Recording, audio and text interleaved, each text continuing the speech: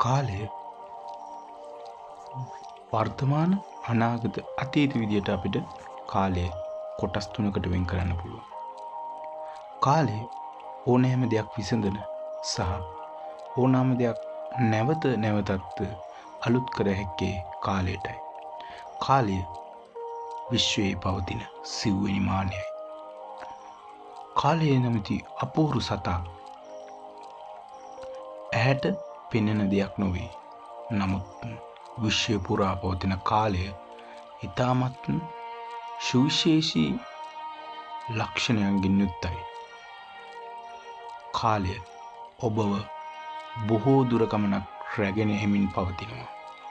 ඔබ බොහෝ දුර ගමනක් ඈත අතීතයේ සිට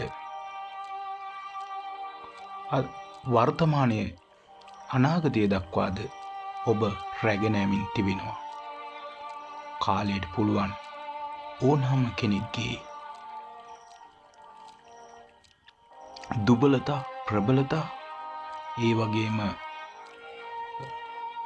අතීත මතක අනාගත බලාපොරොත්තු සියල්ල කර්මය සමග සම්බන්ධ වී මේ නොපෙනෙන සත්වයා සිව්වෙනි මානය ඔබට නිතර බලපෑම් කිරීමටත් ඔබගේ අතීත කර්මවලට දඬුවම් කිරීමටත් යහපත් දේවල් වලට අනාගතයේදී යහපත් ප්‍රබලතාවයන් නිර්මාණය කර දීමටත් කාලය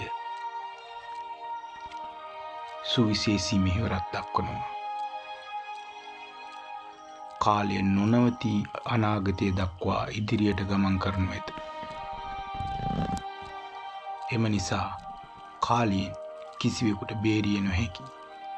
කාලය හරහා ගමන් කිරීම නොහොත් කාලය අවකාශය තුල අනාගතය දක්වා ගමන් කිරීම තුලදී විවිධ සංසිද්ධීන්ට ලෝක සත්වයාට ජීවි අජීවි සියලුම කොටස් වලට විශ්වයේ පවතින සියලු පදාර්ථ වලට බලපෑම් එල්ල කිරීමට සිව්වෙනි මානය හෙවත් කාලය සමත් වන බව ඔබ හොඳින් මතක තබා ගත යුතු වනවා.